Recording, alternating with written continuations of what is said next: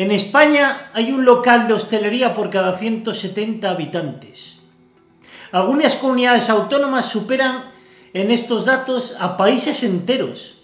Observando los datos es posible demostrar esta afirmación. Según últimos registros del Instituto Nacional de Estadística, INE, en España hay aproximadamente un total de 280.000 establecimientos gastronómicos. Teniendo en cuenta el número de personas que viven en España, 48 millones de habitantes, según los datos del INE, 47.400. Y haciendo el cálculo correspondiente, da como resultado que hay un bar por cada 170 habitantes aproximadamente. Algunas comunidades autónomas tienen más bares que países enteros. Lo primero que se debe aclarar es que España es el país con mayor número de bares por habitante de toda la Unión Europea. Y además está por encima de países como Estados Unidos. ¡Oh! Increíble, ¿verdad? Este último caso es llamativo. En el país americano se contabilizan 700.000 bares, teniendo en cuenta el número de habitantes, 330 millones aproximadamente de habitantes. Y ya sabemos lo que es Estados Unidos, que siempre hay más de lo que parece. Solo hay un bar por cada 500 personas. En España gana por goleada. Es interesante también recopilar el número de habitantes por bares según comunidades autónomas. Y podemos ver la siguiente tabla.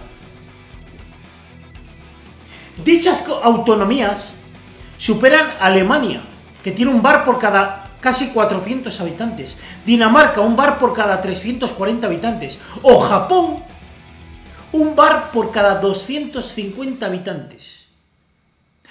Y con una tasa de inflación situada en un 10,5%, de acuerdo con las cifras últimas aportadas por el INE, muchos bares y restaurantes se han visto la obligación de aumentar sus precios, con el fin de evitar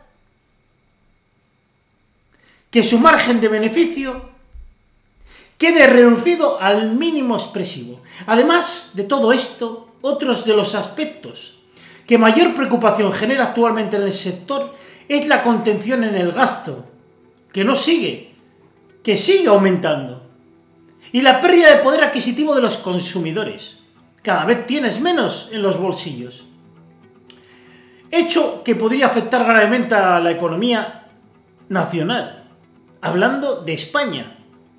Más allá de esta incertidumbre, la comunidad de restauración se enfrenta también el día a día de la escasez de personal, como consecuencia de una fuga masiva de empleados, que se redujo sobre todo durante la pandemia, y que no regresaron por los altos costes de los alquileres y los bajos salarios. Circunstancia que agrava la preocupación de los empresarios españoles.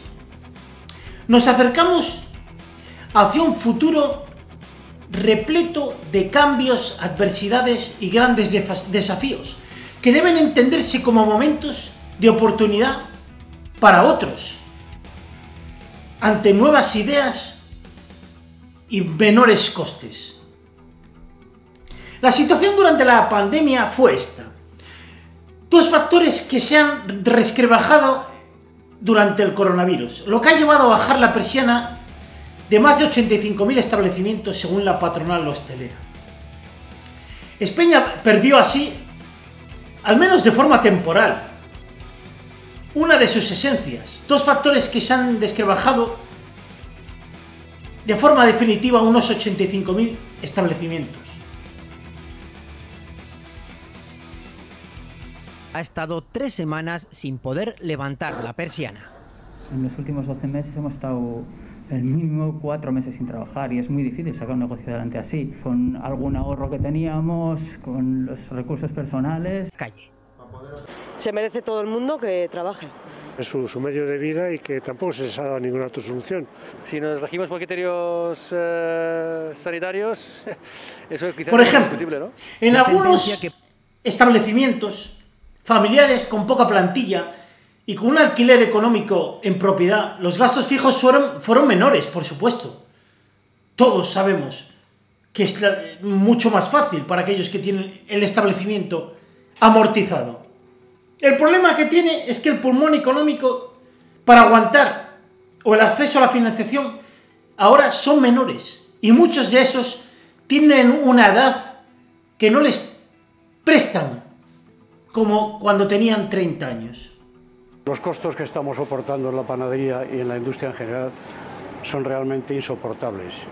Un montón de panaderías en España han acabado cerrando y muchas más en este momento se están replanteando la posibilidad de seguir o cortar por lo sano. Algunos se ven abocados a prejubilarse y es el futuro más próximo, pero no solamente en el sector de la hostelería. Ahoga de la misma forma el golpe emocional, duro, que el económico. Según el INE, en 2020 la cifra de negocio de hostelería cayó, ojo al dato, más de un 50%, que cree que la estimación de cierres puede subir a 100.000 locales dado el mal inicio de año y la demora en hacerse efectivas las ayudas. Pero hablemos de la pospandemia. El progresivo levantamiento de las restricciones ha sido clave para amortizar el impacto de la última ola que se produjo por el coronavirus. Aún tienen que regresar muchos consumidores a la hostelería. Y es difícil, porque algunos son mayores y aún tienen miedo, y otros no van a regresar porque se han ido a otros países o tienen que ayudar a los hijos. Y lo que es peor, algunos han fallecido. Y ya sabemos cómo está el empleo juvenil en España, de los más altos de Europa, por lo que no tienen para consumir demasiado. En cualquier caso, advierte, la restauración sigue viéndose en una época de gran tensión, acusados por pérdidas de competitividad. Un escenario inflacionista que afecta claramente a la demanda. Los datos del portal de reservas online de Florc confirman un crecimiento por encima de los datos prepandemia. Hombre, solo faltaría. En concreto, en el primer trimestre del año se han anotado un 25% de reservas que en el mismo periodo del 2019, antes de la pandemia. Al comparar las cifras con el año pasado, cuando las medidas sanitarias impactaban en bares y restaurantes, el incremento asciende a casi un 70%. El ticket medio, sin embargo, se ha mantenido en torno a los 25 euros, a pesar de la inflación, poco a poco y superando todas las dificultades. Bares y restaurantes siguen recontratando con unos clientes con menos dinero en el bolsillo.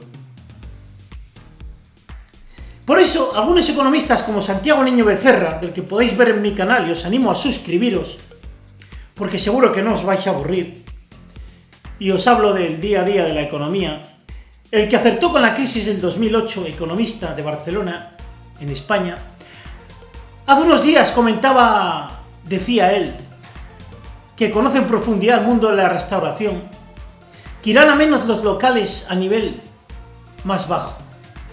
En meses ya se producirán cierres que pueden alcanzar más de un 70%.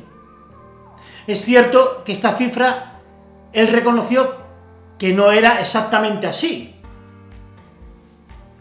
Pero la tendencia iba aún hacia bipolaridad. Restaurantes de alto lujo y restaurantes de low cost. Es decir, para la clase media con cada vez menos dinero.